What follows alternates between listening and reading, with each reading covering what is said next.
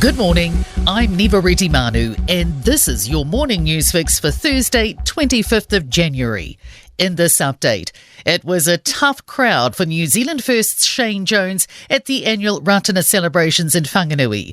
The Fisheries Minister and right-hand man of party leader Winston Peters delivered an impassioned speech yesterday amid tensions over government policies dubbed anti-Māori by critics. We do not think the volume of language denouncing either me or my leader is going to cause Matua Shane Jones to shut up.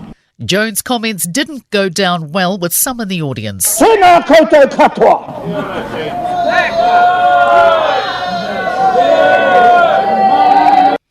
And expect some possible horse trading behind Act's proposed bill to redefine the principles of Te Tiriti o Waitangi. Christopher Luxon told the crowd at Ratana yesterday the government has no plans to meddle with the treaty. The Prime Minister says there's no commitment to supporting the bill beyond the first reading. Barrister Graham Edgler says there's a big political reason National would agree to something in coalition negotiations they won't progress. He says the major point for the Prime Minister is that he gets the top job. Politically, it was the price of the deal. It was what he could promise, so he did.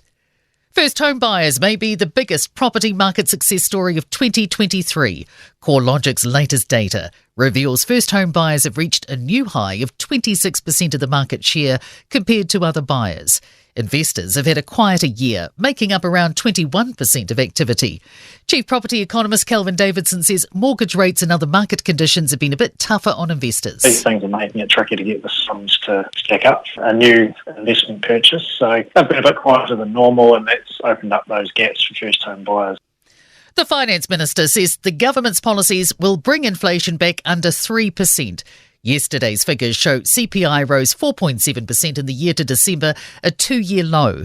Nicola Willis says restoring the Reserve Bank's single focus and reducing the burden on businesses has helped, but stops short of claiming it as a win for the new government. It's not so much a matter of credit, it's a matter of acknowledging this is a good result for New Zealanders, because actually we need that inflation number coming down. We need it under 3%, and we're doing everything we can to support the Reserve Bank in that mission. Israel and Hamas are making some progress toward agreement on a 30-day ceasefire in Gaza. Sources have told Reuters the plan is for Israeli hostages and Palestinian prisoners to be exchanged. Qatar, the United States and Egypt have for weeks been trying to broker terms for a break in fighting, but the two sides remain at odds over how to permanently end the war.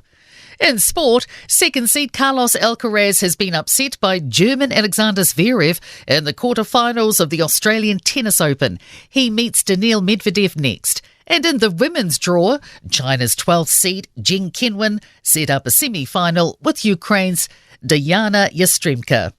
The Brisbane Heat have claimed their first Australian Big Bash League title in 11 years after a 54-run win over the Sydney Sixers in the final. And Olympic champion free skier Nico Porteous has split with his coach of 15 years, Tommy Pyatt.